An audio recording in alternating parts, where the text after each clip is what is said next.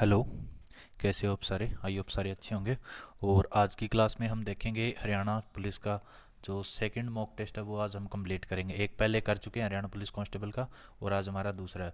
और अभी तक अगर आपने चैनल सब्सक्राइब नहीं किया है तो कर सकते हो। सिलेक्शन मार्ग चैनल का नाम है, मार्ग। ठीक है, आज दूसरा है जो स्टडी मंत्रा का मॉक टेस्ट है। ठीक है, तो करते हैं स्टार्ट रीजनिंग से।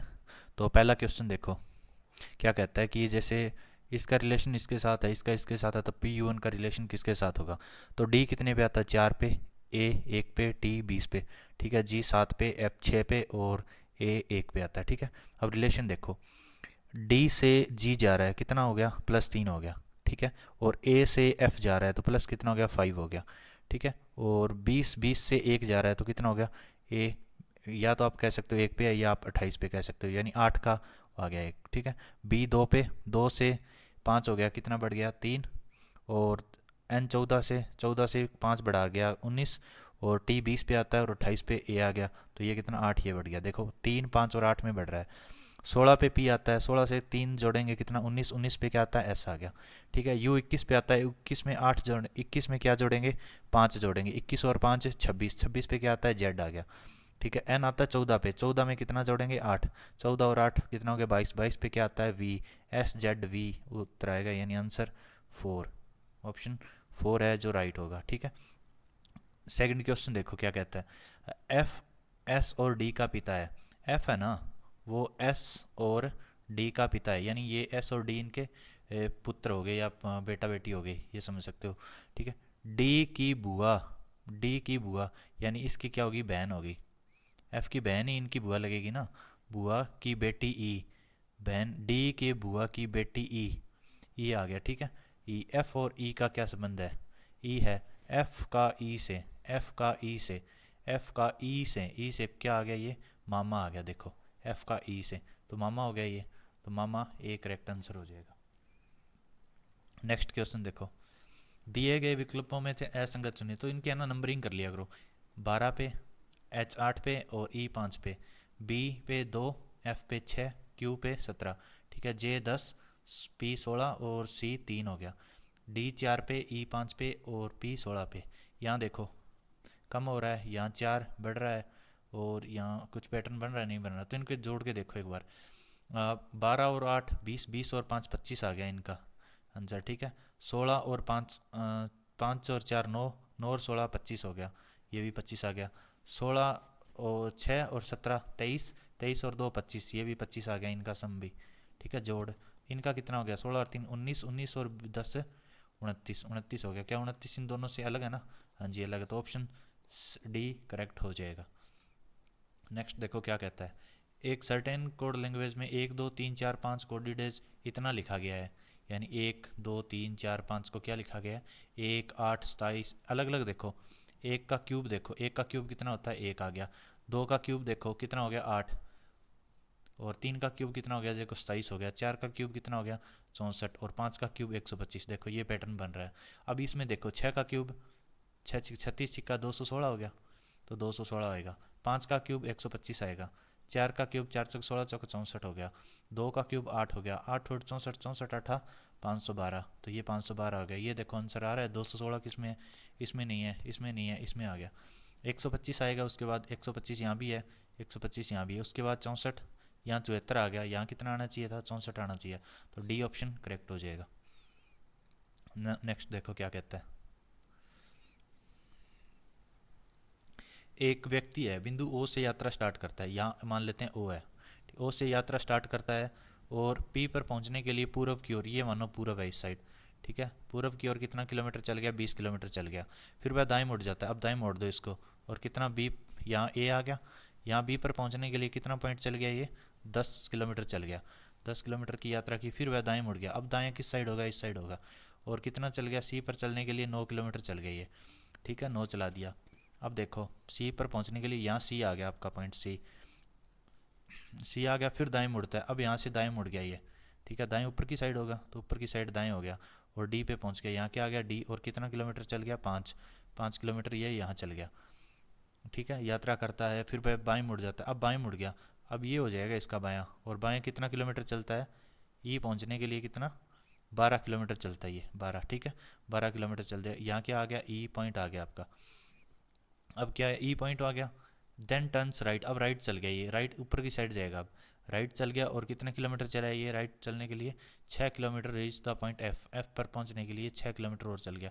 यहाँ कितना, 6 किलोमीटर चल गया, यहाँ कितना हो गया, एफ हो गया आपका। अब पूछा क्या है, what is the shortest distance between E and C, C और ई के बीच में कितना डिफरेंस है। देखो सी है और ई है, तो ये आपको शॉर्टेस्ट डिस्टेंस निकालना है। तो ये 5 हो गया, तो ये कितना बचेगा, ये 12 बचेगा, ठीक है। अब देखो ये निकालना है तो पाइथागोरस लगा दो, ये हो गया ना करण, तो यह आप क्या आ गया, E C square is equal to C D square plus में सी ई स्क्वायर, सी ई सॉरी सी ई नहीं, ई डी और ई, डी ई स्क्वायर आ जाएगा, डी ई स्क्वायर आ जाएगा। सी स्क्वायर निकालना है हमें, इधर सी डी कितना है 5, 5 का स्क्वायर हो गया प्लस में 12 का स्क्वायर होगा, 12 12 144 और प्लस में 5 5 25 कितना हो जाएगा 169, 169 या ना ई सी स्क्वायर है, स्क्वायर इस साइड जाएगा तो रूट बनेगा, तो 169 का रूट 13 आ जाएगा, तो उत्तर कितना आ जाएगा 13, करेक्ट आंसर हो जाएगा। देखो 13 ए ऑप्शन करेक्ट हो जाएगा। नेक्स्ट क्वेश्चन देखो क्या कहता है, आप निम्नलिखित में विचार कीजिए, जवाब दें। क्या देना, 6 बच्चे एक वृत्ताकार मेज में बैठे हैं, ये वृत्ताकार मेज हो गया, 1 2 3 4 5 और 6, 6 बंदे बिठा दिए, ठीक है। एफ के तुरंत दाएं, एफ कहीं एफ मान लो, ठीक है, इसके तुरंत दाएं, दाएं इस साइड होगा ना इसका, क्योंकि सारे सेंटर की तरफ मुंह करके बैठे हैं, ऐसे ऐसे मुंह करके बैठे हैं सेंटर की तरफ, ठीक है। एफ के तुरंत दाएं आई है, तुरंत दाएं यही हो गया, तो यहाँ दाएं आई हो गया, ठीक है। जो बच्चा एम के तुरंत दाईं तरफ है, जो, अब देखो एफ के तुरंत दाईं कौन है, आई आ गया। दूसरी कंडीशन क्या कहती है, जो बच्चा एम के तुरंत दाईं तरफ खड़ा है, तुरंत दाईं तरफ खड़ा है एम के, यहाँ हो गया आपका एम, एम के तुरंत दाईं ओर खड़ा है, वही बच्चा एफ के तुरंत बाईं ओर है, यानी वो बच्चा क्या है इस साइड इसके दायां हो गया और इसका बायां हो गया, ठीक है। ये कंडीशन होगी फुलफिल। तीसरा देखो, आर और ई के बीच में एम खड़ा है, आर और ई के बीच में एम खड़ा है, यानी आर यहाँ होगा, ई यहाँ होगा। दूसरी कंडीशन में ई यहाँ भी हो सकता है और आर यहाँ भी हो सकता है, दो कंडीशन बन गई, ठीक है। अब क्या कह रहा है, ये क्यों रॉन्ग है यहाँ पे, आर किनके ठीक बीच में बैठा है, आर किनके ठीक बीच में बैठा है, देखो आर यहाँ भी है, आर यहाँ भी है, तो हम कह सकते हैं आर है ना, और एक कौन सा बच गया था, एस बच गया था, तो एस यहाँ बैठेगा, तो आर है ना, जो एक तो एस और एम के बीच में बैठेगा, एक कंडीशन ये होगी। दूसरी एम, आर है ना किस किस के बीच में बैठा है, एम और एफ के बीच में भी बैठा है, तो दूसरी कंडीशन में एम और एफ के बीच में भी बैठा है, तो दो कंडीशन बनती है, तो एस और एम हो सकता है, एम और एफ हाँ ये भी है, तो can not be find out, ये करेक्ट हो जाएगा, क्योंकि ये दोनों ऑप्शन करेक्ट हो रहे हैं इसमें, एक ऑप्शन नहीं होगा इनमें। नेक्स्ट देखो क्या कहता है, 2 5 7 12 क्वेश्चन मार्क देन 31 और देन 19। अब देखो 2 और 3 मिलके क्या कर रहे हैं, 7 हो गया, ठीक है। 5 और 7 मिलके कितना हो गया, 12 हो गया, और 12 और 7 मिलके क्या हो जाएंगे, 19 हो जाएंगे, 19 हो जाएंगे, तो 19 ए करेक्ट आंसर हो जाएगा इसका, ठीक है। नेक्स्ट देखो, इसका रिलेशन इसके साथ है, तो प्लांट्स का रिलेशन किसके साथ होगा, यानी मानव शरीर को ठीक होने के लिए क्या चाहिए, दवाइयाँ चाहिए, और पौधों को ठीक होने के लिए क्या चाहिए, पेस्टिसाइड्स चाहिए, नहीं कि उर्वरक, उर्वरक तो वही हो गया ना। अगर यहाँ होता कि मानव शरीर के लिए खाद्य पदार्थ चाहिए, ठीक है, तब यहाँ हो जाता क्या, फर्टिलाइज़र। अब इस साइड में क्या है कि रोगों को मारने के लिए दवाइयाँ चाहिए मानव शरीर में, तो पौधों के अंदर जो रोग है उनको मारने के लिए क्या चाहिए, पेस्टिसाइड चाहिए, तो डी ऑप्शन करेक्ट हो जाएगा। एम एक विवाह समारोह में वाई से मिलता है, क्वेश्चन नंबर 9 देखो, वाई से मिलता है, ठीक है। वाई एम के पिता की पत्नी की बहन की बेटी है, एम कौन है, एम के पिता की, यानी एम के पिता हो गए, एम के पिता बना लेते हैं, एम के पिता, पिता की पत्नी, पिता की पत्नी होगी, पत्नी की बहन की बेटी, इसकी बहन होगी और इसकी ये बेटी होगी, बहन की बेटी है, बेटी है। एम का वाई से की रिलेशन है, ये वाई हो गया ना, वाई से मिलता है, तो ये कौन हो गए, ये चचेरे हो गए, चचेरे बोल सकते हो आप, या मौसेरे हो गए, या तो मौसी, इसकी मौसी होगी ना, या तो मौसेरी बहन होगी या इसकी चचेरी बहन होगी, तो बी ऑप्शन करेक्ट हो जाएगा। 10 नंबर क्वेश्चन देखो, 4 विकल्प दिए हुए हैं, इनमें से 3 किसी एक तरफ से समान है और एक अलग है। स्थान में अभाज्य संख्या सामने दिख रही है, 167 अभाज्य संख्या है, 199 अभाज्य संख्या, ये किसी के पहाड़े में नहीं आते, ठीक है। तो 135 एक ऐसा नंबर है जो इन तीनों से सबसे अलग है, तो डी ऑप्शन क्या हो जाएगा, राइट हो जाएगा। नेक्स्ट देखो, जी 49 पे आ गया, बी यू कितना पे आ गया, इतने पे आ गया, तो डी एम क्या हो गया। अच्छा जी का नंबर क्या होता है, 7 होता है, 7 और 49 का रिलेशन क्या हो गया, ये स्क्वायर हो गया ना, 7 7 49। अब देखो बी कितने पे आता है, 2 पे आता है, तो 2 का स्क्वायर कितना हो गया, 4, तो 4 आ गया। देखो यू कितने 21 पे आता है, और 21 का स्क्वायर कितना होता है, 441 होता है, ऐसे लिखा है। अब डी का देखो, डी का और एम का, डी 4 पे आता है, एम 13 पे आता है। 4 का स्क्वायर 4 चौके 16, 13 का स्क्वायर 169, ये नंबर आना चाहिए 16 169, 16 169, सी ऑप्शन करेक्ट हो जाएगा। अब देखो यहाँ बना लेते हैं ईस्ट वेस्ट, नहीं ऐसे नहीं बनाते, रुको, यहाँ हो गया आपका ईस्ट, यहाँ हो गया वेस्ट, यहाँ पे हो गया नॉर्थ, और यहाँ पे हो गया साउथ। अब देखो पेनी का घर पश्चिम मुखी है, पश्चिम कौन सा आ गया, ये आ गया, यानी इस साइड इसका मुंह, घर का मुख है। घर में प्रवेश करने पर आप किचन को दाईं तरफ पाएंगे, यानी दाईं कौन सा हो गया, ये तरफ हो गया आपका दाईं। अंदर जाओगे तो अंदर तो ऐसे ही जाओगे, तो उसका दायां कौन सा हो गया, यानी सज्जा हाथ कौन सा हो गया, राइट हैंड, ये हो गया। ठीक है, प्रवेश द्वार के संदर्भ में किचन किस दिशा में है, तो किस दिशा में, ये साउथ दिशा में है। कौन सी दिशा में, ये आपका साउथ दिशा के अंदर आ जाएगा, तो ऑप्शन सी करेक्ट हो जाएगा, साउथ। नेक्स्ट देखो, P Q R sitting in a row, क्या बोलते हैं, एक पंक्ति में आपकी तरफ मुंह करके बैठे हैं। देखो सीधा बना लेते हैं, 1 2 3 4 5 6, 6 तो है ही नहीं, 5 ही है, सॉरी 5 हो गए, दोबारा बनाते हैं, 1 2 3 4 और 5, 5 बन गए। ठीक है, अब देखो क्या कहता है, एस टी के ठीक बाद है, यानी एस है ना, टी के ठीक बाद गई है। आर दाएं से दूसरा, आर दाएं से दूसरा, दाएं कौन सा है, ये आता है, यहाँ से दूसरा ये आ जाएगा, यानी आर यहाँ बैठे है। ठीक है, और क्यू के बाद है, क्यू के बाद है, यानी क्यू के बाद ये आ गया, तो क्यू आर यहाँ आ जाएगा।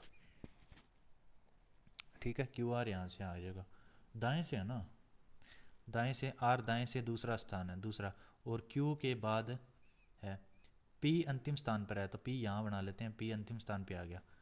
ठीक है, अंतिम स्थान पर है और टी के बाद है, तो ये सीक्वेंस रॉन्ग होगी, दोबारा बनाते हैं, 1 2 3 4 और 5 आ गया। ठीक है, दोबारा देखो, एस टी के बाद है, एस टी के बाद हो गया, आर दाएं से दूसरा, और क्यू के बाद, क्यू के बाद तीसरा, क्यू के बाद, क्यू के बाद है आर, और दाएं से दूसरा, दाएं से दूसरा, ये क्या हो गया, दायां, ये आपका हो गया दायां।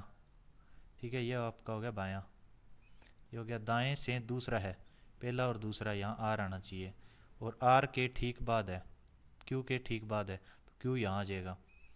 पी अंतिम स्थान पर है, पी अंतिम स्थान पे आ गया। ठीक है, और क्या है, एस, और एस है ना, टी के ठीक बाद है, एस टी के ठीक बाद है, टी के बाद एस आ जाएगा, तो ये बन जाएगी सीक्वेंस। अब क्या आता है, बाएं से दूसरा कौन सा है, बाएं से दूसरा कौन है, एस है, एस तो ऑप्शन में ही नहीं है, बाएं से दूसरा, बाएं से दूसरा,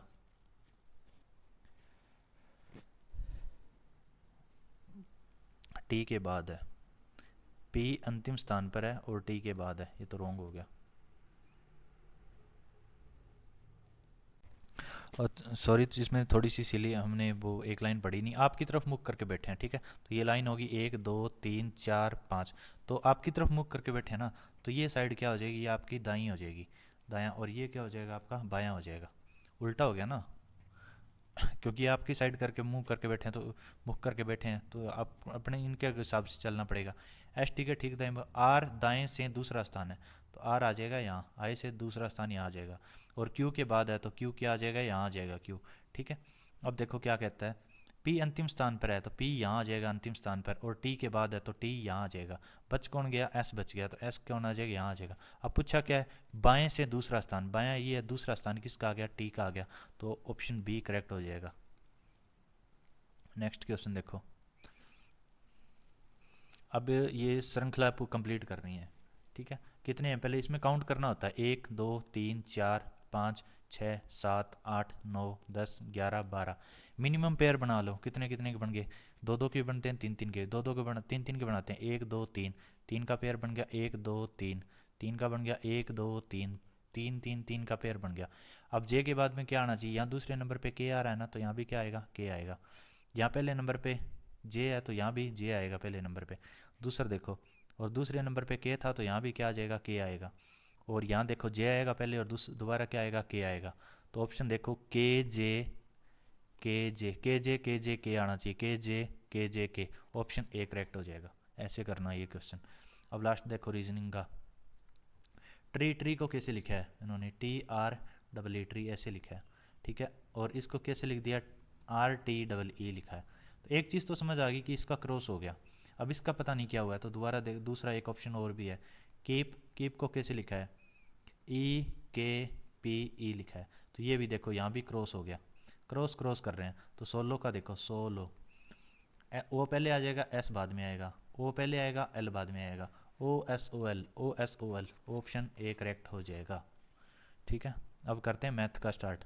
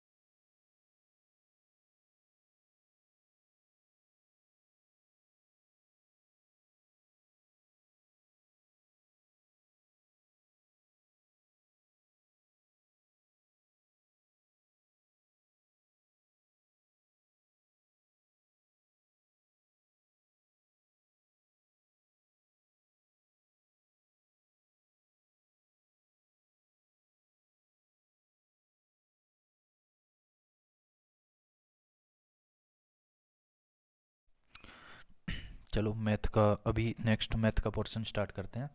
क्या कहता है देखो पहला question, in how much time will the sum of 8000 will be ₹2, 12,167, 15% interest rate पे कंपाउंड पूछा एनुअली। अच्छा, कंपाउंड रेट का फॉर्मूला क्या होता है, कंपाउंड इंटरेस्ट का प्रिंसिपल गुणा कितना हो जाता है, 1 प्लस में R/100, और इसकी पावर क्या हो जाता है, टाइम हो जाता है। तो सब इसी के अंदर वैल्यू के अंदर पुट करनी है, ठीक है। सी आई टोटल कितना हो जाएगा, 12,167, 12,167 इज इक्वल टू प्रिंसिपल कितना है, प्रिंसिपल 8,000 है, तो 8,000, ठीक है, प्लस 1 प्लस में आर, रेट कितना दे रखा है 15, तो 15/100 हो जाएगा, ठीक है। और टाइम दिया नहीं है, पूछा है तो टाइम ऊपर आ जाएगा, ठीक है। 5 दिए 15 और 20 5 100, ठीक है। कितना हो जाएगा, ये इस साइड ले आओ, 12,167 डिवाइड बाई 8,000, और इज इक्वल टू कितना हो जाएगा, 23/20 हो जाएगा।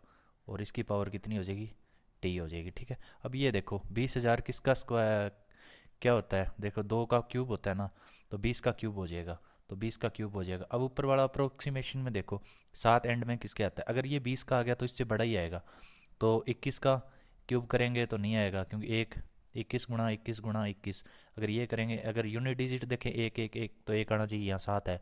2 का देखेंगे 2, 2 दूनी 4, 2 चौके 8, 8 आना चाहिए, लेकिन ये कि 7 आ गया, 7 किसके एंड में आता है, 23 के, तो 23 हो जाएगा। इज इक्वल टू कितना, अच्छा क्यूब में जा रहा है ना, तो इसकी वैल्यू कितनी हो जाएगी, क्यूब हो जाएगी, क्योंकि इसको सोल्व करेंगे तो यही आएगा 12,167/8,000, और इज इक्वल टू कितना है, 23/20, इसका क्यूब रूट, ये टी हो जाएगा इसका, ठीक है। अब ये दोनों सेम हो गए, तो टी की वैल्यू क्या हो जाएगी, टी इज इक्वल टू 3 हो जाएगी, यानी टाइम कितना लगेगा, 3 साल लगेगा। ए ऑप्शन करेक्ट हो जाएगा इस केस में, ठीक है। नेक्स्ट देखो क्या कहता है ये, एक दूध वाले के पास दूध और पानी के मिश्रण के 2 बर्तन है, ठीक है। दो बर्तन है, एक एक के अंदर क्या 80% दूध है, मिल्क और वाटर है, 80% मिल्क है और 20% वाटर है, ठीक है। तो कितना रेशियो आ जाएगा, 4:1 आ जाएगा इसकी वैल्यू पहले कंटेनर में। अब दूसरा कंटेनर देखो, दूसरे में 50% दूध है तो 50% ही पानी होगा, तो 50:50 हो जाएगा, यानी काट कितना आ जाएगा, 1:1 आ जाएगा, ठीक है। अब क्या कह रहा है ये, उससे प्रत्येक बर्तन में से कितना मिश्रण निकाल मिलाना चाहिए, ताकि 9 लीटर मिश्रण में इस प्रकार बने कि दूध और पानी का अनुपात कितना हो जाए, 1:2, यानी मिश्रण में कितना होना चाहिए, 1:2 होना चाहिए। इसमें से दूध निकाल लो, ठीक है। टोटल कितना है 5, और दूध कितना हो गया 4, तो कितना हो जाएगा, 4/5 वैल्यू हो जाएगी इसकी। अच्छा, इसमें से दिखाओ, देखो दूध कितना है 1, और टोटल कितना हो गया, 1 और 1 2, 2 हो गए, ठीक है। इसमें दूध देखो, ये दूध है ये पानी है, तो दूध कितना हो जाएगा, दूध कितना हो जाएगा, दो, दो बटा कितना हो जाएगा, एक, दो बटा तीन हो जाएगा। ठीक है, ये आ गया। इसको सॉल्व करो, क्योंकि इसमें दूध बाद में दे रखे है, पानी पहले, और हमने दूध पहले लिया है, पानी बाद में। सोल्व कर लो। अब यहाँ तीन है, यहाँ पाँच है, यहाँ दो है, तो इसको सेम करने के लिए सबको इससे गुणा कर दो, यानी कितना, दो और तीन से हो जाएगी, दो गुणा तीन और गुणा पाँच, तीनों से मल्टीप्लाई हो जाएगी। यहाँ भी दो गुणा तीन गुणा पाँच हो जाएगा, और यहाँ भी कितना, दो गुणा तीन गुणा पाँच हो जाएगा। तीन से तीन कैंसिल आउट, यहाँ से दो कैंसिल आउट, यहाँ पाँच से पाँच कैंसिल आउट, तीन दूना छः, छः चौका चौबीस, चौबीस आ जाएगा। यहाँ वैल्यू कितनी आ जाएगी, पाँच थी, ये 15 आ जाएगी। यहाँ कितना है देखो, तीन से तीन कैंसिल, पाँच दून 10, 10 और दो, 10 दूना 20, 20 हो जाएगा। ठीक है, अब सॉल्व करो। 24 में से 20 गया 4, और यहाँ से कितना रह गया, 20 में से 15 गया 5, तो रेशियो क्या बन जाएगा, 5:4 अनुपात हो जाएगा, यानी ए ऑप्शन करेक्ट हो जाएगा, 5:4 हो जाएगा। ठीक है, अगर ये आप उल्टा करोगे ना, इसको समझ लिया कि आपने ये दूध है, ये दूध है और ये पानी है, फिर इसका 4:5 आएगा, लेकिन एग्जैक्ट आंसर आएगा ना वो 5:4 आएगा, क्योंकि यहाँ उसमें पहले पानी दे रखा है और हमने पहले दूध लिया था। देखो दूध पहले है, इसमें भी दूध पहले है, बाद में पानी था, तो इक्वल अमाउंट, क्वांटिटी सेम होनी चाहिए और इक्वल होनी चाहिए। देखो शीतल, नेक्स्ट क्वेश्चन 18वां क्या कहता है कि शीतल 40 किलोमीटर पर आवर की स्पीड से 9 घंटे में एक निश्चित दूरी तय करती है। ठीक है, वही दूरी, अच्छा डिस्टेंस सेम है, वही दूरी यानी 40 किलोमीटर, तो क्या है करने के लिए उसमें चाल में कितनी वृद्धि करने की पड़ेगी। अच्छा दूरी बटा क्या होता है, दूरी बराबर क्या होता है, दूरी समय गुणा चाल होती है, समय गुणा चाल, ये फॉर्मूला होता है। तो ये क्या, दूरी सेम है, तो इसमें पहले में देखो, पहले से चाल निकाल लो, अब क्या आएगी, दूरी कितनी होगी, 40/40 आ गई पहले की दूरी, और ये कितना आ गया, टाइम कितना लग गया, 9 घंटा, तो चाल निकल गई। और दूसरे की चाल निकालनी है, तो 6 घंटे, दूरी कितनी है, 40 किलोमीटर, और दूरी कितना, नहीं इक्वल कर लेते हैं दोनों को, स्पीड दूरी सेम है ना, दूरी सेम है, तो पहले में से क्या आ जाएगी देखो, पहले में से चाल निकाल लो कितनी आएगी, पहले 40/9 आ जाएगी पहले से चाल। ठीक है, पहले की चाल कितनी आ जाएगी, 9 स्पीड। ठीक है, अब दूसरे की देखो कितना है, 40, दूरी तो सेम है, टाइम कितना लग रहा है, 6 घंटे। ठीक है, कितना आ जाएगा, 2×3 = 6 और 20×40, ये आ जाएगा 20/2, 20/3 आ जाएगा।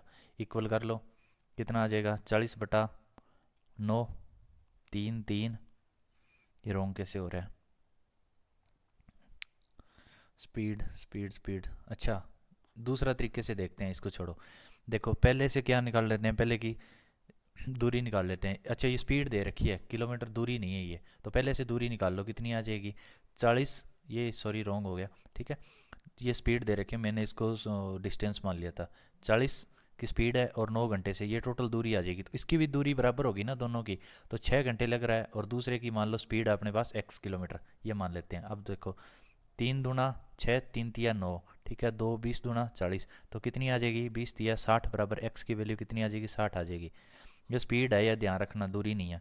ठीक है, 60 आ गई, पहले कितनी थी, 40 किलोमीटर, और अब 40 से कितना हो गया, 60 हो गया, तो कितने किलोमीटर की पर आवर की स्पीड बढ़ानी पड़ेगी, 20 किलोमीटर, तो बी ऑप्शन करेक्ट हो जाएगा, राइट आंसर।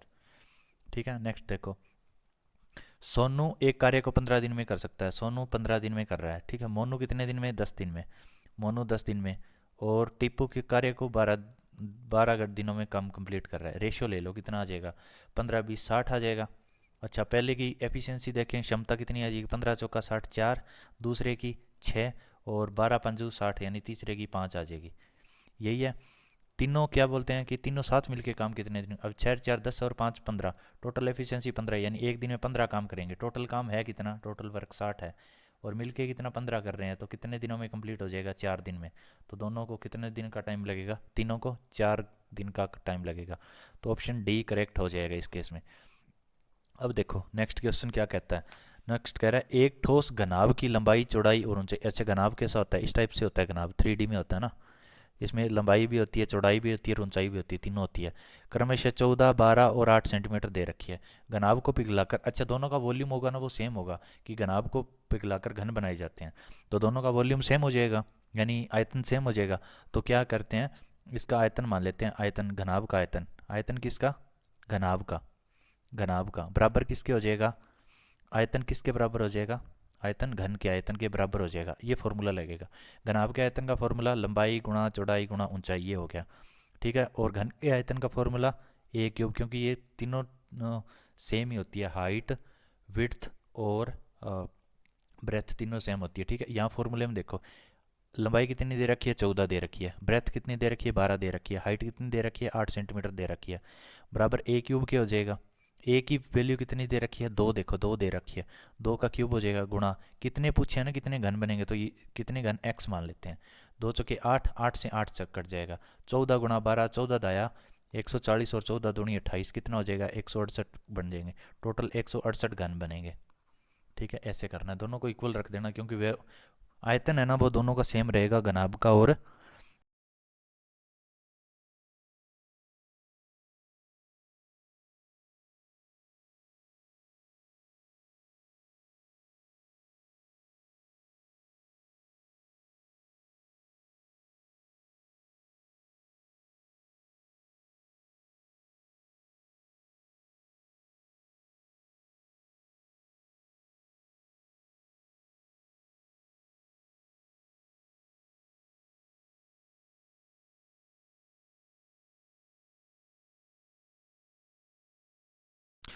क्वेश्चन नंबर 21 देखो क्या कहता है, 21, एक्स और वाई की वर्तमान आयु, एक्स की वर्तमान आयु कितनी है, 5, 5 ए मान लेते हैं, ठीक है, और वाई कितना हो जाएगा, वाई हो जाएगा 8 ए, 8 ए हो जाएगी, ठीक है। अब क्या कह रहा है, पिछले वर्ष और वर्तमान वर्ष, यानी पिछला वर्ष एक्स का मान लेते हैं, पहले एक्स का चलेगा, एक्स का पिछला वर्ष और वर्तमान यानी प्रेजेंट ईयर, प्रेजेंट ईयर में इनका आय कितना है, 3 बी और कितना हो जाएगा, नहीं 2 बी और 3 सी हो जाएगा, 2 बी और 3 सी मान लिया, यानी एक्स का जो पिछला वर्ष है ना उसमें उसकी आय कितनी, 2 बी होगी, और वर्तमान आय में कितनी होगी, 3 सी हो जाएगी, ठीक है। सेम वाई का जाएगा, वाई में देखो क्या है, वाई में 3 और 4 है ना, तो 3 सी और 4, ये बी है ना, बी हो जाएगा, और 4 सी ये आ गया, ठीक है वर्तमान। अब देखो वर्तमान यहाँ पे x का कितना है, 2, और यहाँ पे कितना था, 5, तो बराबर होना चाहिए, तो 5 ए बराबर कितना हो जाएगा, 2 बी, ठीक है। ये x के केस में आ गया पहला केस, ठीक है, तो a बटा बी कितना हो जाएगा, नहीं वर्तमान पूछा ना, वर्तमान 3 है यहाँ पे, 3 सी, तो यहाँ पे क्या हो गया, 3 बी हो जाएगा, a बटा बी कितना हो जाएगा, 3/5 हो जाएगा, ठीक है, ये वैल्यू होगी।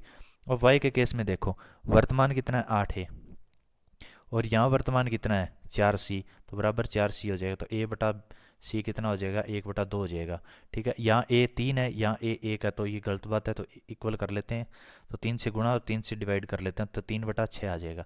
अब रेशियो देखो क्या आ गया, a b और c का रेशियो क्या आ जाए, a की वैल्यू 3, b की वैल्यू 5 और c की वैल्यू कितनी आ गई, 6, तो a b c का रेशियो कितना आ जाएगा, 3, 5, 6, 3, 5, 6 ये रेशियो आ गया आपके पास, ठीक है। अब देखो क्या कहता है, अब कह रहा है पिछले वर्ष उनकी कुल आय, पिछले वर्ष की बात कर रहे हैं, पिछले वर्ष उनकी कुल आय का अनुपात कितना है, पिछले वर्ष था कितना, 2 ए था और कितना था, 3 सी था, और इसकी कुल आय कितनी हो गई थी, 56,000 के बराबर हो गई थी। यहाँ तक क्लियर है। ए की वैल्यू कितनी है, 3, तो 2 × 3 कितना हो गया, 6, और देखो 3 सी कितना हो जाएगा, 2, यहाँ 2 बी था ना, यहाँ 2 बी है ये, सॉरी ये 2 बी, बी की वैल्यू कितनी है, 5 है, तो 2 × 5 हो जाएगा, और यहाँ पे 3 सी है, तो 3 गुणा कितना हो जाएगा, सी की वैल्यू 6 आ गई, तो कितना हो जाएगा, 56,000, तो ये कितना, 6×3 = 18, 5×2 = 10, यानी 28 की वैल्यू कितनी हो जाएगी, 56,000 के बराबर हो जाएगी, कितने गुणा, 2,000 गुणा हो जाएगी ये वैल्यू, 2,000 गुणा हो जाएगी वैल्यू, ठीक है। अब देखो क्या कहता है ये क्वेश्चन, क्वेश्चन कहता है कि y की वर्तमान आय पूछी है, y की वर्तमान आय, y की वर्तमान है कितनी, y की वर्तमान 8 है ना, तो 8 a की वैल्यू पूछी है, 8 a की वैल्यू पूछी है, a यहाँ पे है कितना, 3 निकाला था ना, 3, और यहाँ कितना है, 2,000, तो 3 गुणा कितना हो जाएगा, 2,000 कितना हो जाएगा, 6,000, 6,000 आ गई a की आय। अब इसको एक a की वैल्यू कितनी, 6,000 आ गई, तो 8 a की वैल्यू पूछी है, 8 a की वैल्यू पूछी है, तो 8 गुणा a की वैल्यू 6,000 कितना हो जाएगा, 6×3 8×6 = 48,000 रुपये, तो 48,000 इसका राइट आंसर हो जाएगा, जो कि राइट आंसर है ए, ठीक है। नेक्स्ट देखो, अब त्रिभुज देखो, त्रिभुज ए बी सी में बी और सी की वैल्यू 110 दे रखी, अगर कोई भी त्रिभुज है उसके तीनों कोणों का योग क्या होगा, ए प्लस कोण बी प्लस में कोण सी, इसका वैल्यू 180 होती है। ठीक है, इन दोनों की वैल्यू दे कितनी रखी है 110, तो कोण ए और इसकी वैल्यू 110 आ गई। 110 इज इक्वल टू 180, 110 इधर जाएगा तो कितना बचेगा, कोण ए इज इक्वल टू 70 डिग्री बच जाएगा। तो ए की वैल्यू कितनी आ जाएगी 70, यानी राइट आंसर क्या हो जाएगा, ए हो जाएगा। नेक्स्ट देखो 23वां सवाल, 23वां question. The average age of 5 बच्चों का कितना है, 10 साल है।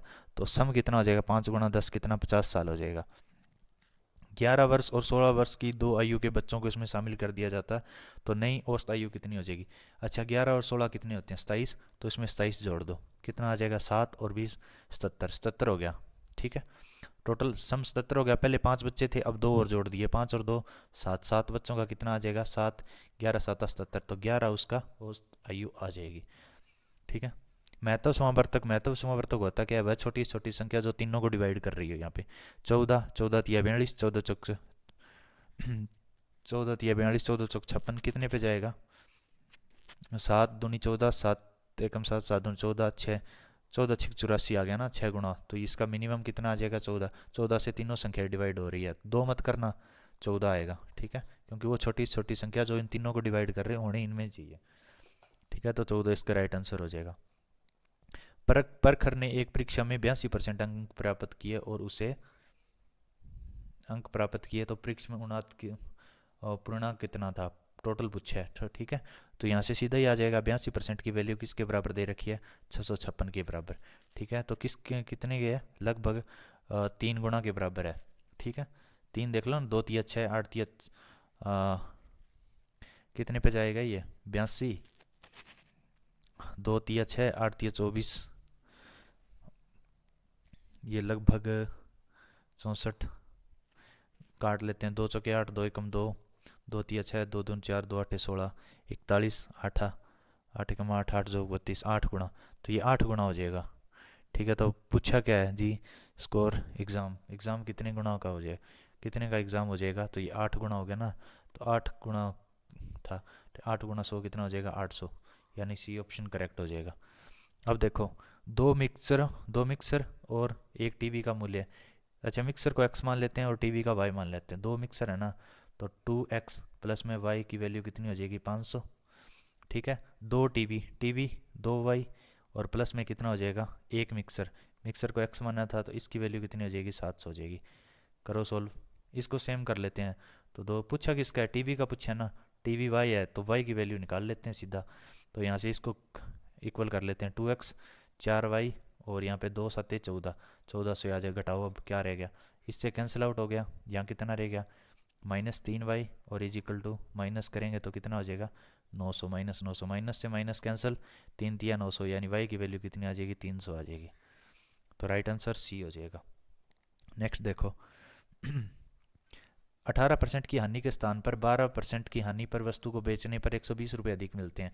पहले 18% की हानि हो रही थी, फिर 12% की होगी, डिफरेंस कितना आ गया 6 का आ गया। 6 का डिफरेंस किसके बराबर है 120 के बराबर है, कितने गुना हो गई 2, 20 गुना हो गया 20। अब पूछा क्रय मूल्य, हमेशा किसी भी वस्तु का क्रय मूल्य कितना होता है 100 होता है, 100% होता है, तो कितना हो गया 20 गुना कितना हो जाएगा 100, कितना आ जाएगा 2000 रुपये, उसका कॉस्ट प्राइस कितना हो जाएगा 2000 रुपये।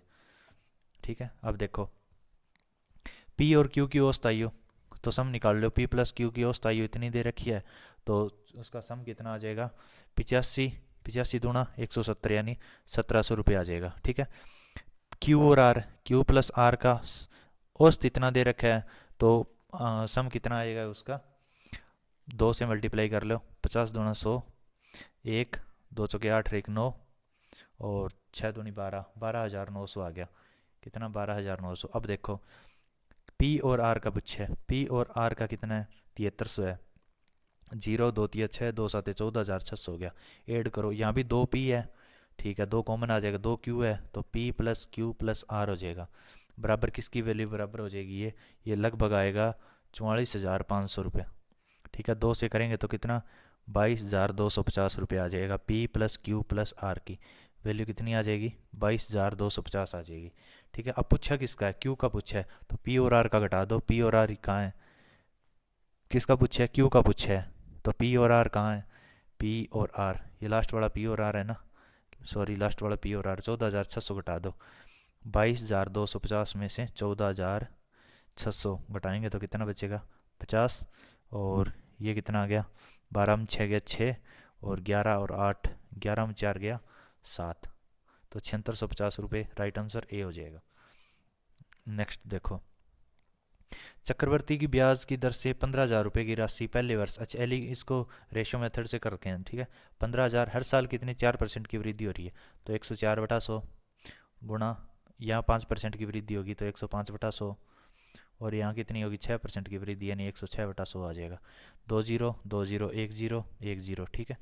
अब देखो 21 पंजू 105 और 20 पंजू 100, जीरो आ गया। यहाँ देखो क्या और कुछ कट रहा है? हाँ जी, 2 3 3 ये कट गया, ठीक है। 2 से काट लेते हैं 10, और 2 5 10, 2 दूनी 4, 15 52 और 21 और 106, इसकी मल्टीप्लाई करेंगे तो कितना आएगा? लगभग आएगा इसका 23 62 और 80। कैलकुलेशन करना यही आएगा, ठीक है। तो इतना आंसर आ जाएगा इसका 23 62.80। बी ऑप्शन करेक्ट हो जाएगा।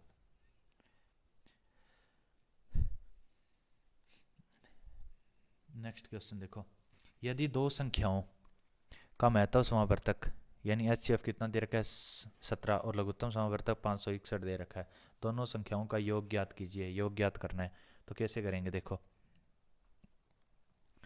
दो संख्याएं है ना, पहली चीज दो संख्याओं में को प्राइम होते हैं। को प्राइम क्या होता है? को प्राइम जिन संख्याओं में HCF एक हो, HCF एक होना चाहिए, HCF एक, ठीक है। तो वैल्यू मान लेते हैं 17A और 17B, ये दो संख्याएं हैं।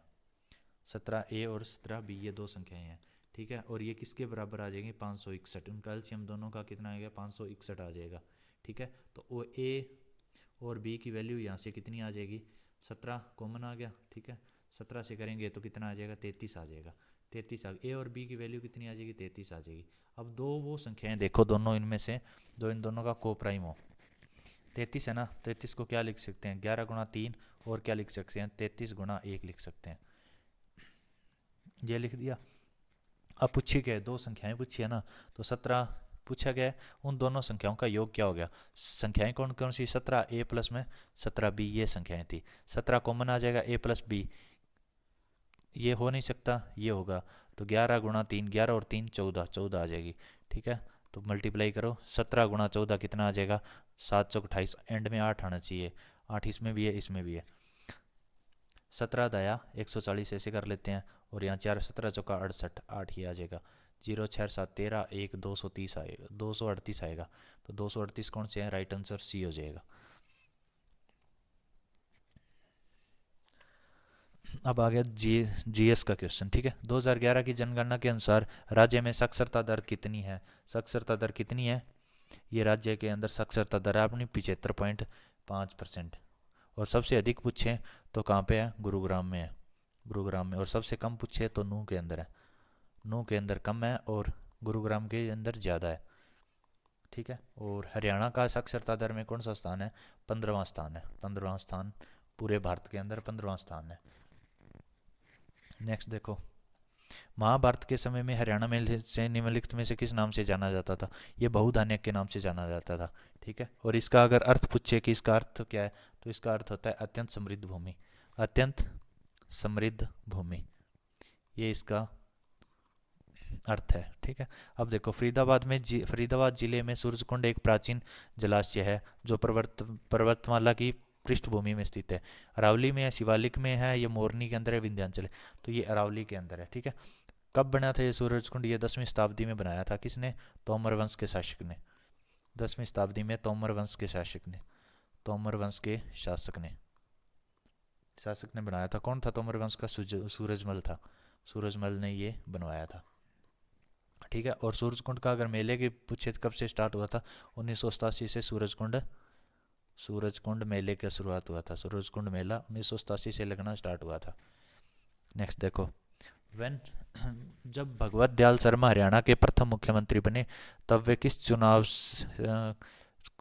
क्षेत्र का प्रतिनिधित्व करते थे? ये झज्जर से करते थे। कहाँ से करते थे? ये झज्जर से करते थे। अच्छा ये है ना उड़ीसा और मध्य प्रदेश के भी राज्यपाल रहे हैं, उड़ीसा और मध्य प्रदेश के राज्यपाल रहे हैं। कौन? भगवत दयाल शर्मा राज्यपाल रहे हैं। ठीक है। मुख्यमंत्री कब बने थे? 1966-67 के अंदर बने थे। जब हरियाणा पंजाब से अलग हुआ था तब पहले मुख्यमंत्री कौन थे? पंडित भगवत दयाल शर्मा थे। ठीक है। नेक्स्ट देखो, पंजोखरा साहिब गुरुद्वारा अम्बाड़ा में किसकी स्मृति में है? ये किसकी स्मृति में? ये गुरु हरकिशन जी की स्मृति में है ये। ठीक है। अच्छा पूछें, ये गुरु गोविंद सिंह गुरुद्वारा ये कहाँ पे है? ये आपका अम्बाड़ा के अंदर है। ये भी अम्बाड़ा के अंदर है। ठीक है। और गुरु हरगोविंद किसका है? मंजी साहिब का है। मंजी साहिब गुरुद्वारा जो कि अम्बाड़ा के अंदर है, ये गुरु हरगोविंद साहिब को समर्पित है। ये कौन है? 6वें गुरु थे ये हरगोविंद सिंह। श्री विष्णु प्रभाकर एक थे, क्या थे ये हिंदी राइटर थे। पहला उपन्यास कौन सा था इनका? पहला नाटक था इनका हत्या के बाद। ये भी याद रखना, हत्या के बाद इनका पहला ये नाटक था। कौन? विष्णु प्रभाकर। कौन थे ये? हिंदी राइटर थे। नेक्स्ट क्वेश्चन देखो, हरियाणा में ऑपरेशन दुर्गा का संबंध किससे है? पुरुषों की सुरक्षा नहीं, चाइल्ड बच्चों की सेफ्टी नहीं, मंदिर की सुरक्षा नहीं, महिलाओं की सेफ्टी से रिलेटेड है। ये कब स्टार्ट हुआ था? ये 13 अप्रैल 2017 से। 13 अप्रैल 2017 को ये चला था ऑपरेशन दुर्गा। ठीक है। महिलाओं की रक्षा करना इसमें था। ठीक है। हरियाणा सरकार द्वारा मार्च 2017 में वरिष्ठ नागरिकों के लिए कौन सी योजना स्टार्ट करी गई थी? ये तीर्थ दर्शन योजना स्टार्ट करी गई थी। कब? 6 मार्च को। 6 मार्च 2017 से। कौन? सीएम मनोहर लाल खट्टर द्वारा स्टार्ट की गई थी। मनोहर लाल खट्टर द्वारा। ठीक है। इसमें 70% राज्य सरकार पे करेगी और 30% जो तीर्थ यात्री है वो खुद पे करेंगे। ये था इसका। ठीक है। वर्ष 2011 में जनगणना के अनुसार हरियाणा के किस शहर में महिलाओं की जनसंख्या सर्वाधिक है? सर्वाधिक कहाँ पे है? फरीदाबाद के अंदर है सर्वाधिक। और सबसे ज़्यादा पढ़ी लिखी महिलाएं गुरुग्राम के अंदर है। और सबसे ज़्यादा पढ़े लिखे पुरुष रेवाड़ी के अंदर है। अकॉर्डिंग टू द वैदिक period Haryana has a history of being the homeland of the legendary dynasty. यानी वैदिक काल के अनुसार हरियाणा में पौराणिक वंश की मातृभूमि इतिहास है। किसका? ये मुगल का है? नहीं। स्लेव का? नहीं। निज़ाम का? नहीं। तो ये भरतवंशियों का था। किनका था? भरतवंशियों का था। ठीक है। नया प्लास्टिक पार्क हरियाणा के किस जिले में स्थापित किया जाएगा? कहाँ किया जाएगा? ये आपका सोनीपत के अंदर प्लास्टिक पार्क स्थापित किया जाएगा। क्या? Plastic park. प्लास्टिक पार्क कहाँ स्थापित किया जाएगा? सोनीपत के अंदर। नेक्स्ट देखो, हरियाणा के प्रथम मुख्यमंत्री किसके पक्ष से संबंधित थे? हरियाणा विकास पक्ष कांग्रेस के थे या किसके थे? ये थे आईएनसी के, यानी इंडियन नेशनल कांग्रेस के थे। इसकी स्थापना 1885 के अंदर हुई थी। ए ओ ह्यूम ने करी थी। ह्यूम ने। ठीक है। ये याद रखना।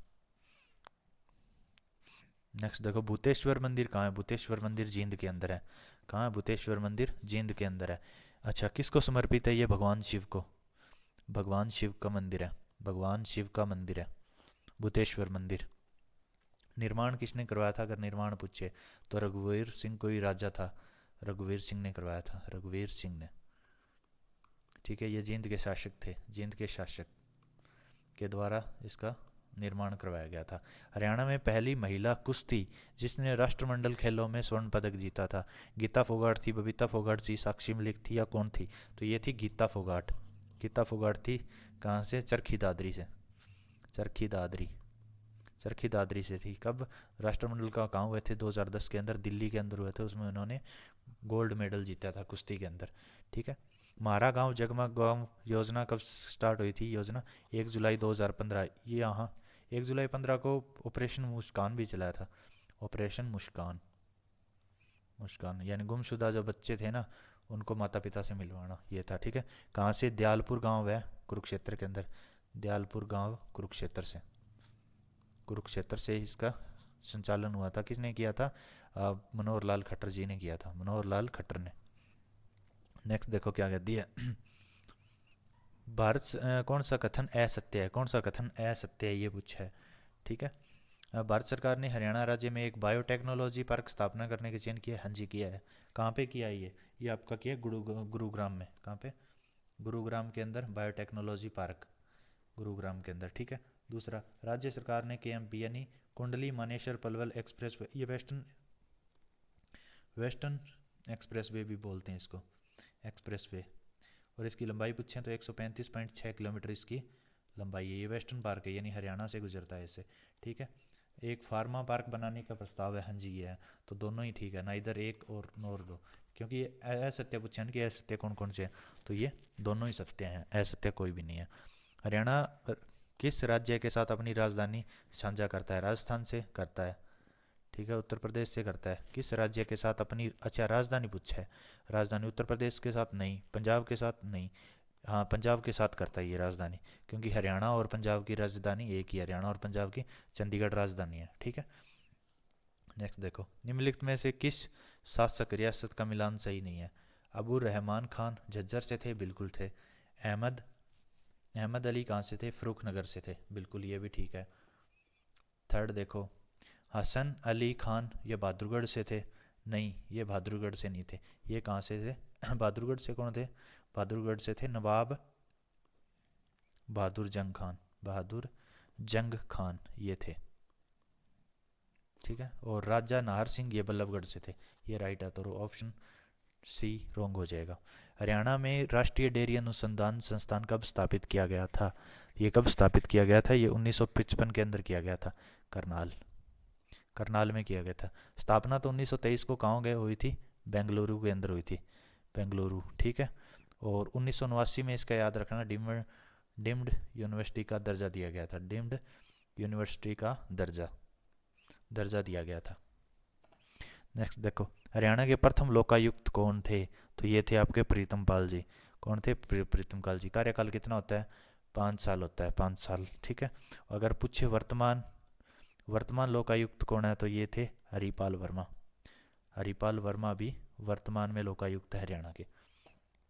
नेक्स्ट देखो, भारतीय पहलवान गीता फोगाट और बबीता फोगाट हरियाणा में किस जगह की रहने वाली है?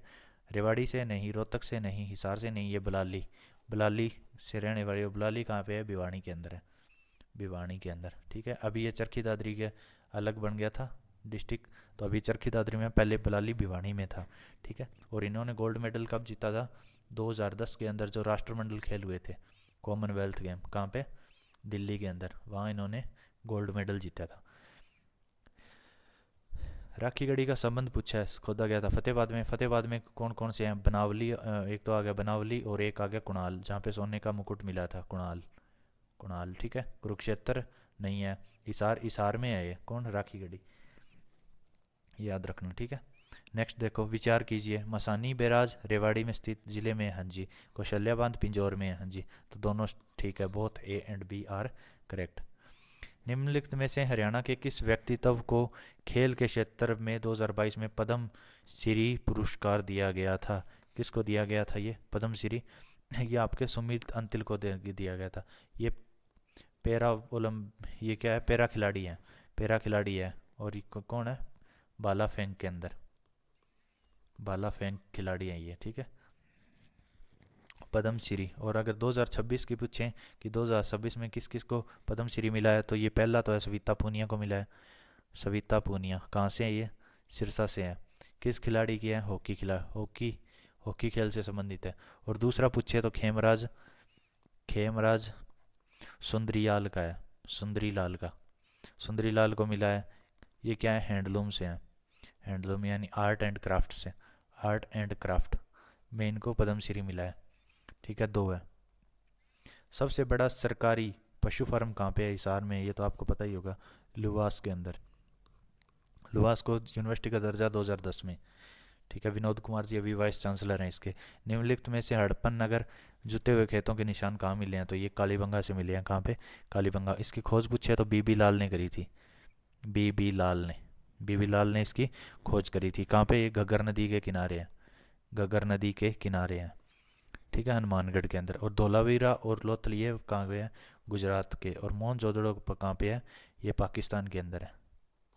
ठीक है, और लोथल से एक चीज़ ये और याद रखना अपना, ये बंदरगाह था वहाँ पे पहले, बंदरगाह अब भी है लेकिन पहले बंदरगाह, फेमस बंदरगाह था ये। ठीक है, गुजरी महल किसने बनवाया था? गुजरी महल अकबर ने बनाया था? नहीं। शाहजहाँ ने? नहीं। मान सिंह ने बनाया था, क्योंकि मान सिंह की जो धर्मपत्नी थी उसका नाम था मृगनयनी, इसके लिए बनाया था। और ये कौन से समुदाय से थी? गुर्जर समुदाय से थी, ये गुर्जर समुदाय से थी। गुज्जर समुदाय से संबंधित थी, तभी इसको नाम पे रखा गया था गुजरी महल। अकबर ने क्या क्या बनाया था? अकबर ने एक तो फतेहपुर सीकरी बनवाया था, फतेहपुर सीकरी, ठीक है। और एक आगरा का किला, आगरा का किला ये किसने बनवाया था? अकबर ने बनवाया था। और शाहजहाँ का पूछे तो ताजमहल हो गया, ताजमहल, लाल किला, लाल किला, और जामा मस्जिद, और जामा मस्जिद ये फेमस है जो आपको याद रखनी चाहिए, जामा मस्जिद, ये शाहजहाँ ने बनवाया था, ठीक है। भारतीय राष्ट्रीय कांग्रेस की प्रथम महिला, प्रथम पूछिए ना कि भारतीय पूछिए, तो ये कौन थी? एनी बेसेंट थी। 1917 में कौन सा अधिवेशन था इनका? कलकत्ता अधिवेशन इन्होंने किया था, ठीक है। और अगर पूछे पहली भारतीय, तो ये कौन थी? सरोजनी नायडू, पहली भारतीय। तो पहली भारतीय कौन थी? सरोजनी नायडू। कब? 1925 के अंदर। कौन सा? कानपुर अधिवेशन, कानपुर अधिवेशन इन्होंने किया था, ठीक है। कस्तूरबा गांधी महात्मा गांधी जी की पत्नी थी। नेक्स्ट देखो, किस अधिनियम के तहत भारत में प्रतिनिधित्व संस्थाएं प्रथम बार प्रारंभ हुई थी? कब हुई थी? ये हुई थी आपकी 1861 के अंदर। अच्छा, प्रतिनिधित्व संस्थाएं क्या होती है? इससे मिला है कि सिविल सेवा की परीक्षा की शुरुआत 1853 के अंदर हुई थी। इसमें क्या है? इसका अर्थ है कि शासन में है ना, शासन में भारतीयों को जगह देना, यानी जो अंग्रेजी साम्राज्य था ना उसमें भारतीयों को जगह देना, भारतीयों को जगह देना कि आप भी यहाँ पे आके प्रतिनिधित्व अपना कर सकते हो, ये था। अच्छा पूछिए, 1858 में क्या ईस्ट इंडिया कंपनी का जो शासन था वो खत्म हो गया था, और वो किसके हाथों में चला गया था? जो आपका ब्रिटिश क्राउन था, यानी ब्रिटिश क्राउन, क्राउन यानी क्या वो जो महारानी विक्टोरिया थी या जो भी थे वहाँ के शासक, उनके हाथों में चला गया था, डायरेक्ट ईस्ट इंडिया कंपनी के हाथों में नहीं था। निम्नलिखित में से जनजाति और राज्य में कौन सी जोड़ी सही सुमेलित है? ठीक है, भील कहाँ पे है? गुजरात में है, हाँ जी है भील। आगे गद्दी, गद्दी का हिमाचल प्रदेश में है, हाँ जी। टोडा, टोडा केरल में है क्या? टोडा केरल में है? नहीं, टोडा केरल में नहीं है। कोटा तमिलनाडु में है जी। टोडा, टोडा कहाँ पे है? टोडा आपका यहाँ पे तमिलनाडु के अंदर है, नीलगिरी हिल्स में, नीलगिरी हिल्स, हिल्स यहाँ टोडा जनजाति रहती है, ठीक है। सुनील गावस्कर का उपनाम क्या है? लिटिल मास्टर के नाम से जाना जाता है। हरियाणा हरिकेन, ये कपिल देव, कपिल देव, कपिल देव को किसके नाम से जाना जाता है? हरियाणा हरिकेन के नाम से जाना जाता है, ठीक है। भारतीय रिजर्व बैंक के 23वें गवर्नर कौन थे? 23वें गवर्नर कौन थे भारतीय रिजर्व बैंक के? तो ये थे आपके रघुराम जी राजन। अच्छा पूछे कि 24वें कौन से थे? ये उर्जित पटेल थे, उर्जित पटेल। 25वें पूछे तो शक्तिकांत दास थे, शक्तिकांत दास। अगर 26वें पूछे अभी वर्तमान में कौन है 26वें, ये कौन है? संजय मल्होत्रा है, संजय मल्होत्रा। 26वें कौन है आरबीआई के गवर्नर? संजय मल्होत्रा है, मोस्ट इंपॉर्टेंट है, याद रखना, ठीक है। प्रलय मिसाइल का परीक्षण कहाँ किया गया था? ये डॉक्टर एपीजे अब्दुल कलाम द्वीप जो उड़ीसा के अंदर है, यहाँ किया गया था, उड़ीसा के अंदर। किसके द्वारा? डीआरडीओ द्वारा, डीआरडीओ द्वारा, डिफेंस रिसर्च डेवलपमेंट ऑर्गेनाइजेशन, ये इसकी फुल फॉर्म है, ठीक है। तीसरी शताब्दी में वारंगल प्रसिद्ध था, किसके लिए प्रसिद्ध था? आयरन टूल के लिए प्रसिद्ध था ये। किसके लिए? आयरन टूल्स और इक्विपमेंट्स, लोहे के यंत्रों और आभूषणों के लिए फेमस था। नेक्स्ट देखो, निम्नलिखित में से कौन सा कथन औद्योगिक क्रांति के द्वारा 19वीं शताब्दी के पूर्वाध्ययन में भारत पर पड़े प्रभाव को सही व्याख्या करता है? कौन करता है ये करता है इंडियन क्राफ्ट वर र्यूंड, यानी भारतीय दस्तकारी उद्योग को नष्ट हो गए थे उस टाइम।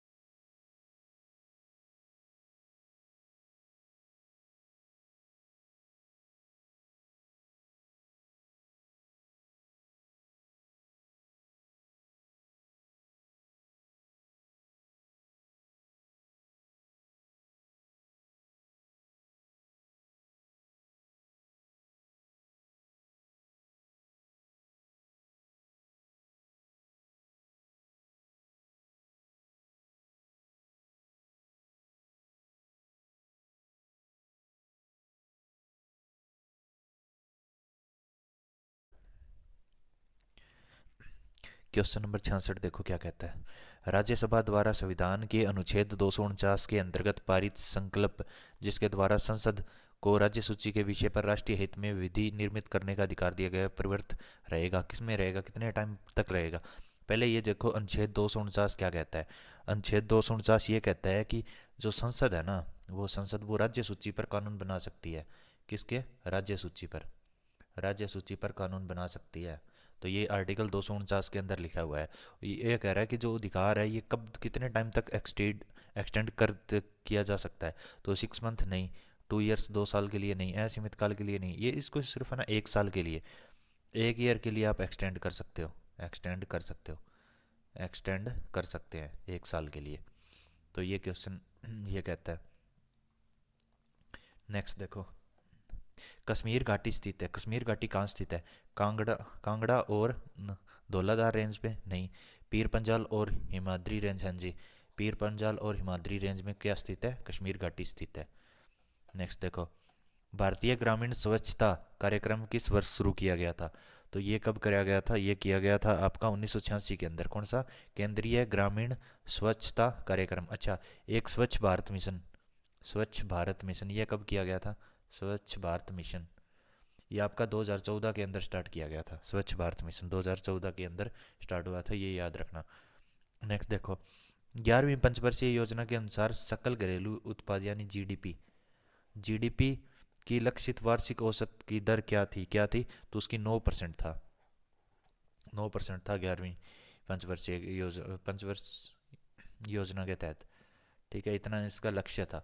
दूसरा देखो, सशस्त्र सीमा बल एसएसबी के नए महानिदेशक के रूप में किसे नियुक्त किया गया है? तो ये किया गया आपका संजय सिंघल को, संजय सिंघल को, सिंघल को।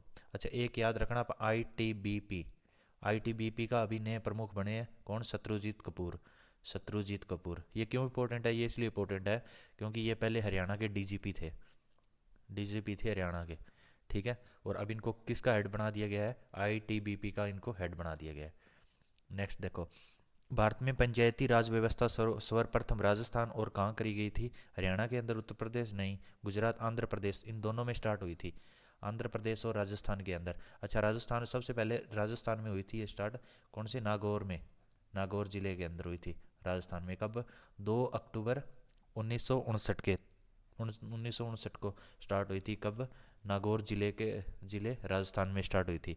आंध्र प्रदेश और गुजरात, आंध्र प्रदेश और राजस्थान में ये पंचायती राज व्यवस्था स्टार्ट हुई थी पहले। ठीक है, नेक्स्ट देखो, क्वेश्चन नंबर 72, भारत के राज्यों का निम्नलिखित में से कौन सा एक युग्म सबसे पूर्वी और सबसे पश्चिमी इंगित करता है? अच्छा, भारत में सबसे पूर्वी कौन है? अरुणाचल प्रदेश है। ठीक है, और सबसे पश्चिमी कौन है? ये आपका राजस्थान है। राजस्थान क्या है? गुजरात है, सॉरी, गुजरात है। ठीक है, तो यही पूछ रहा है कि सबसे पश्चिमी कौन सा है? गुजरात होना चाहिए, ये इसमें नहीं है, गुजरात होना चाहिए, इसमें है गुजरात नहीं।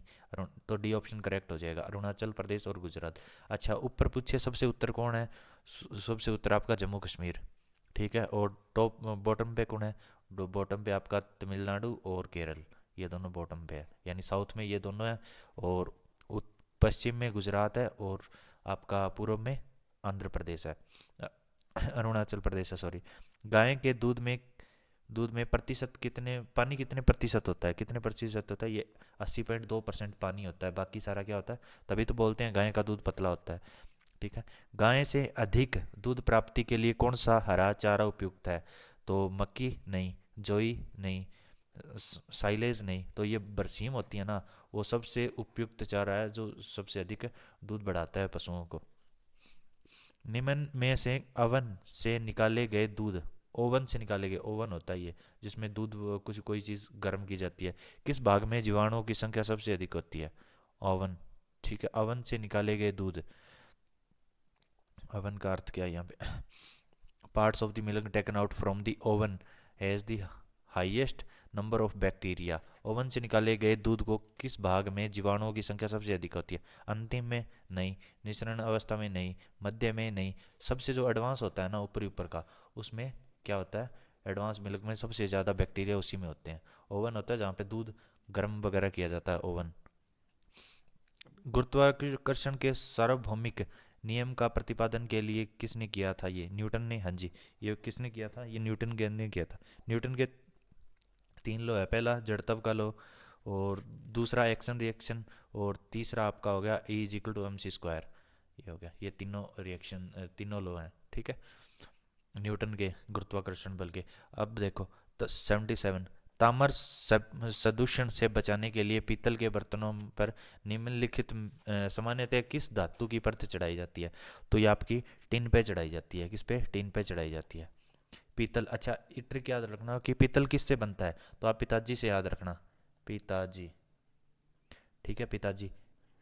पी से क्या बन जाएगा? पीतल, ठीक है, और ता से क्या बन जाएगा? तांबा, और जी से क्या बन जाएगा? Zinc, zinc. तो इससे याद रख सकते हो कि पीतल किस किस से बना है? तांबा और जिंक से। तांबा कितना? 80%, और जिंक कितना? 20%।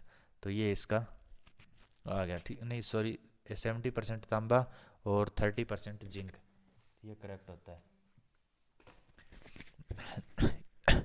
अच्छा, एक चीज़ और याद रखना, आप कांस्य किस किस से मिलके बनता है? कांस्य यानी ब्रोंज किस किस से मिलके बनता है? तो ये आपका टिन और कॉपर से मिलके बनता है। टिन और कॉपर से मिलके बनता है, ठीक है। टिन होता है इसमें 12% और कॉपर होता है आपका 88%, ठीक है। तो कांस्य के भी आप याद रख सकते हो। नेक्स्ट देखो, project and development India limited किस क्षेत्र में मुख्यतः अभिकल्पना, अभियंत्रण, प्रणापन और निर्माण चालू करने से संबंधित है? ये किससे संबंधित है? ये आपके फर्टिलाइजर और एलाइड केमिकल्स से होती है, यानी जो वो केमिकल जो एक ही समान प्रकार से मतलब बनते हैं, जैसे NH2CO, NH2, ये यूरिया का फॉर्मूला होता है, जैसे उसमें सेम कंपाउंड है। तो इस टाइप के जो कंपाउंड होते हैं ना केमिकल, इनको बोला जाता है अलाइड केमिकल प्लांट कंपाउंड्स, ठीक है। नेक्स्ट देखो, प्रस्रव्य तरंगे यानी अल्ट्रासोनिक वेव्स की बात कर रहा है कि निम्नलिखित में कौन से कथनों पर विचार कीजिए, यानी कितने कथन इसमें सही है? ये कीड़ों को नष्ट कर देती है। हाँ जी, बिल्कुल, इसका यूज़ इसमें भी होता है। कपड़ों को धूल, अच्छा, ज़ोर ज़ोर से अगर मतलब ज़्यादा अल्ट्रासोनिक वेव्स किसी चीज़ से गुजारेंगे तो उससे जो धूल है ना वो साफ़ हो जाएगी। इनसे अनेक बीमारियों के उपचार के लिए किया जाता है। हाँ जी, जो कैंसर होता है ना, जो ट्यूमर होता है, उसका पता लगाने या इसको रेक्टिफाई करने के लिए भी इसका अल्ट्रासोनिक वेव्स का यूज़ करते हैं। ये स्वचालित दरवाजों को नियंत्रित कर सकती है। हाँ जी, कर सकती है। तो ऑप्शन डी करेक्ट हो जाएगा, यानी all are the correct. Next देखो, प्लास्टिक में कौन सी गैस उत्पन्न होती है? प्लास्टिक में कौन सी होती है? ये पॉलीथाइलिन होती है। कौन सी? पॉलीथाइलिन, ये आपकी प्लास्टिक के अंदर होती है। नेक्स्ट देखो, निम्नलिखित में से कौन सा प्रभेद भारत में प्रभावी है? यानी HIV, क्या HIV की फुल फॉर्म क्या होती है? ह्यूमन, HIV की फुल फॉर्म क्या होती है? ह्यूमन इम्यूनो डेफिशिएंसी वायरस, ये इसकी फुल फॉर्म होती है, ठीक है। अगर पूछे कि भारत में सबसे ज़्यादा कौन सी है? HIV-C है। जो HIV-C टाइप की है ना, ये इंडिया के अंदर सबसे ज़्यादा है। और अगर मैक्सिमम की बात करें ना वर्ल्ड में, तो ये वर्ल्ड में सबसे ज़्यादा कौन से रोग के हैं? ये HIV-1A के सबसे ज़्यादा मरीज आपको मिलेंगे, और 1C के कहाँ पे? भारत के अंदर मिलते हैं। सबसे ज़्यादा HIV के कौन है? ऑप्शन सी करेक्ट हो जाएगा, HIV-1C, इसके मरीज है ना सबसे ज़्यादा भारत में है। नेक्स्ट देखो, पदार्थ की संवेग, मोमेंटम और वेग के अनुपात में कौन सी भौतिक राशि प्राप्त होती है? तो ये आपकी द्रव्यमान होती है। क्या होती है? द्रव्यमान होती है। अच्छा, मोमेंटम यानी संवेग, संवेग का फॉर्मूला याद रखना, संवेग इज इक्वल टू किसके बराबर होता है? MB, यानी मास इंटू वेलोसिटी होता है। मास इंटू वेलोसिटी, वेलोसिटी हो गया आपका वेग, और मास हो गया आपका द्रव्यमान। द्रव्यमान गुणा वेग, ये इसका फॉर्मूला होता है संवेग का, याद रखना, ठीक है।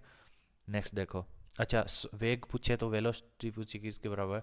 डिस्टेंस बटा टाइम होता है। डिस्टेंस बटा टाइम, ये वेग का फॉर्मूला होता है, ठीक है।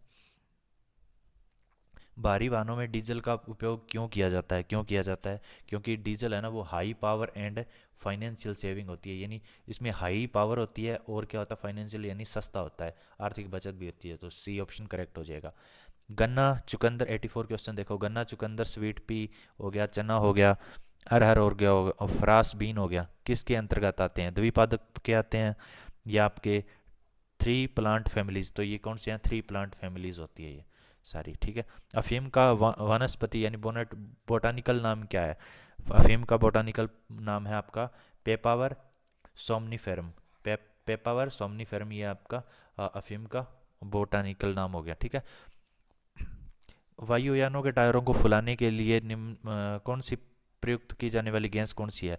जो वायुयान जो जहाज हैं उनके टायरों में को किस टाइप की गैस यानी किस की गैस भरी जाती है? तो वो नाइट्रोजन की भरी जाती है। कौन सी? नाइट्रोजन। अच्छा, नाइट्रोजन जैसे आपके चिप्स के पैकेट हो गए, कुरकुरे हो गए, या कोई भी जो फास्ट उसका आता है पैकिंग के अंदर जो फूड आते हैं, उसमें जो फुलावट होती है ना वो इसी नाइट्रोजन गैस की होती है, ताकि जो फूड वगैरह ना वो ईजिली ख़राब ना हो, इसके लिए होता है, ठीक है।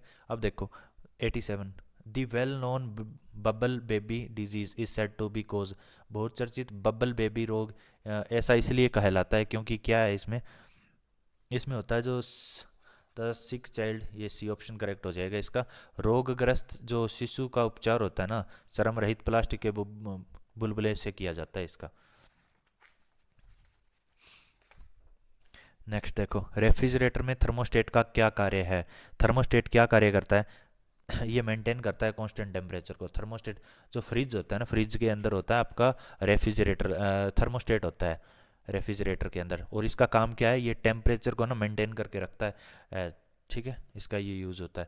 हृदय को रक्त तक संभरण करने वाली धमनियाँ क्या कहलाती है? ये कोरोनरी आर्टरीज कहलाती है। कौन सी? कोरोनरीज आर्टरीज कहलाती है। अब देखो ये आ गया आपका 90 क्वेश्चन। विटामिन सी से क्या होता है? विटामिन सी से होता है स्कर्वी। क्या हो गया? स्कर्वी, यानी 4 हो गया पहला ऑप्शन। फोलिक एसिड, ये एनीमिया का होता है, रू क्या होता है? खून की कमी हो जाना, तो 3 हो जाएगा।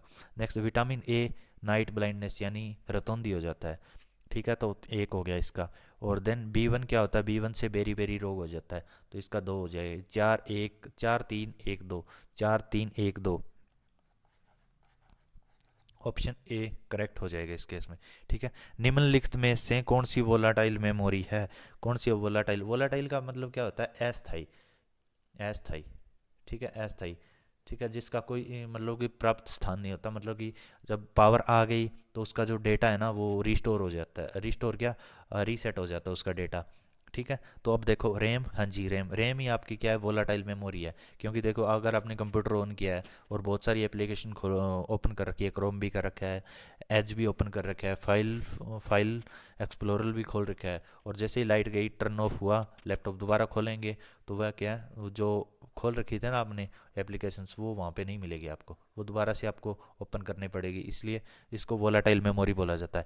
अच्छा, नॉन वोलाटाइल मेमोरी जिसका डेटा नहीं चला जाता, चाहे लाइट जाने पे आने पे कोई फ़र्क नहीं पड़ता, जैसे आपका रीड ओनली मेमोरी हो गया, रोम हो गई आपकी, जो बोलते हैं उसको पेन ड्राइव हो गई, ये चीज़ें आपकी क्या है? ये आपकी नॉन वोलाटाइल होती है, ठीक है। अब देखो माइक्रोसॉफ्ट वर्ड में होम टैब के तहत फ़ॉन्ट सुविधा में सबसे बड़ा फ़ॉन्ट का आकार क्या है? तो ये होता है आपका 1 से लेके और 1638 तक, इतना फ़ॉन्ट साइज़ आप कर सकते हो 1 से 1638 पिक्सल तक का, ठीक है। नेक्स्ट क्वेश्चन देखो 93, which of the following can be destroyed by exploding it UV light? UV light से आपका आप क्या कर सकते हो? मिटा सकते हो। तो ये ईपी रोम होता है। ईपी रोम की फुल फॉर्म याद रखना, erasable, erasable programmable, programmable read only memory, read only memory, ये इसकी फुल फॉर्म होती है, रीड ओनली मेमोरी, मेमोरी, ठीक है। अच्छा, पी रोम का पूछे तो प्रोग्रामेबल रीड ओनली मेमोरी, इसमें सिर्फ एक बार ही प्रोग्राम किया जाता है, एक बार ही प्रोग्राम, एक बार ही प्रोग्राम किया जाता है इसमें, बार बार आप नहीं कर सकते, ठीक है। और ई क्या होता है? ये होता है electrically erasable programming, programmable read only memory, ये इसकी फुल फॉर्म होती है।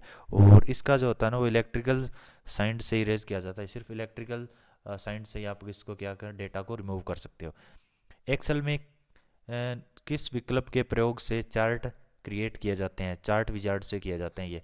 और अब तो देखो अलग अलग पायोट से भी होता है, पाई चार्ट भी होता है, बार चार्ट भी, ये चार्ट के टाइप हो गए आपके, क्या हो गए? ये चार्ट के टाइप हो गए, चार्ट के टाइप हो गए।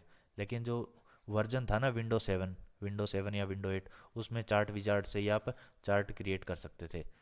एएलयू की फुल फॉर्म क्या होती है? एएलयू की फुल फॉर्म होती है अर्थमेटिक एंड लॉजिकल यूनिट होती है इसकी, एएलयू की, ठीक है। और ये जो किसका पार्ट होता है? ये सीपीयू का पार्ट होता है। सीपीयू के अंदर क्या होती है?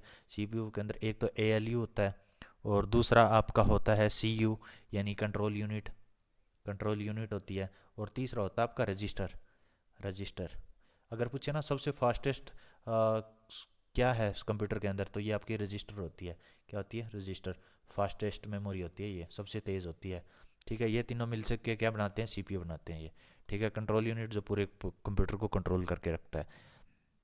और अगर सबसे छोटी पूछे तो भी ये रजिस्ट्री होती है। मॉडेम एक हार्डवेयर युक्ति है जो निम्नलिखित को जोड़ती है। किस किस को जोड़ती है मॉडेम? जो मॉडेम है ना, वो आपका टेलीफोन लाइंस और कंप्यूटर्स को जोड़ती है। मॉडेम की फुल फॉर्म क्या बोल रहे हैं? मॉड्यूलेटर, मॉड्यूलेटर और डीमॉड्यूलेटर। डीमॉड्यूलेटर, डीमॉड्यूलेटर, ये इसकी फुल फॉर्म होती है। मॉड्यूलेटर का काम क्या है? जो डिजिटल सिग्नल है ना, क्या? डिजिटल सिग्नल को एनालॉग सिग्नल में कन्वर्ट करता है। डिजिटल सिग्नल को एनालॉग सिग्नल में, एनालॉग सिग्नल में कन्वर्ट करता है। अच्छा, डीमॉड्यूलेटर का क्या काम है? एनालॉग सिग्नल होता है ना, उसको डिजिटल सिग्नल में चेंज करता है, डिजिटल सिग्नल में चेंज करता है। तो बी ऑप्शन करेक्ट हो जाए। जो मॉड्यूलेटर का काम है ना, वो टेलीफोन लाइंस और कंप्यूटर्स को जोड़ता है। नेक्स्ट देखो 97। माइक्रोसॉफ्ट द्वारा विंडोज़ के निम्नलिखित में संस्करणों में से कौन सा संस्करण जारी नहीं किया गया है? विंडो 10 आई थी, विंडो 8 भी, विंडो 7 भी, लेकिन विंडो 9 थी ना, ये नहीं आई थी, ये वर्जन नहीं आया था विंडो का। नेक्स्ट देखो, कंप्यूटेशन लॉजिक किसके उपयोग से दिखाया जा सकता है? किसके उपयोग से दिखाया जा सकता है? ये आपका फ्लो चार्ट से दिखाया जा सकता है। फ्लो चार्ट से आप कैसे समझ सकते हो? जैसे हमने लिख दिया सीपीयू। ठीक है, सीपीयू के तीन पार्ट्स हो गए, एक, दो और तीन। ठीक है, यहाँ पे आ गया सीयू कंट्रोल यूनिट, यहाँ पे आ गया आपका रजिस्टर, रजिस्टर आ गया, और तीसरा आपका आ गया ALU यानी अर्थमेटिक लॉजिक यूनिट। जो ये फ्लो होता है ना, इसको बोला जाता है फ्लो चार्ट, यानी प्रवाह चित्र एक दूसरे के साथ आगे, दूसरे के साथ पूरा एक स्ट्रक्चर क्रिएट हो जाना, ये कहलाता है। नेक्स्ट देखो, the removal of error from computer software is, computer software में से त्रुटियों को हटाना क्या कहलाता है? ये डीबगिंग कहलाता है। अच्छा, बग का अर्थ क्या होता है? बग का अर्थ होता है एरर आना, एरर आना यानी कुछ मिस्टेक हो जाना उसके अंदर। इसका काम क्या होगा? डीबगिंग का मतलब क्या होता है? कोई त्रुटियां उसमें जो एरर है वो हटाना। ठीक है।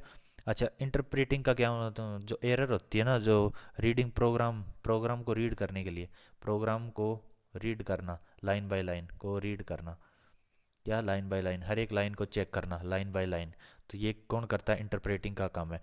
ट्रांसलेटिंग का काम क्या है? ट्रांसलेटिंग का है कन्वर्ट करना, किसको? प्रोग्राम को, प्रोग्राम को कन्वर्ट करना, एक one language to another language, one language to another language में कन्वर्ट करना, ये क्या कहलाता है? ट्रांसलेटिंग कहलाता है।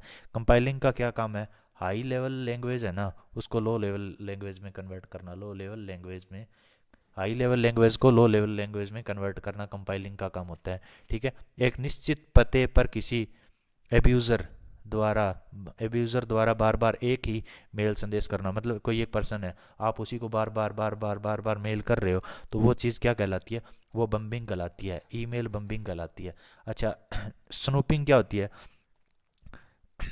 स्नूपिंग होती है कि किसी की आप मेल पढ़ रहे हो, किसी की मेल पढ़ना, किसी की मेल पढ़ना, मेल पढ़ना चोरी चोरी, कि उसको पता नहीं और आप उसकी चोरी चोरी से मेल पढ़ रहे हो, तो यह स्नूपिंग होती है। स्पैमिंग क्या होती है? स्पैमिंग होती है कि बहुत सारे लोगों को मेल इकट्ठे एक साथ भेजना, बहुत सारे लोगों को मेल भेजना, लोगों को बार बार मेल भेजना, बार बार मेल भेजना, बार बार मेल भेजना, मेल भेजना, ये क्या कहलाती है? स्पैमिंग कहलाती है। याद रख, इन दोनों में कंफ्यूजन मत होना।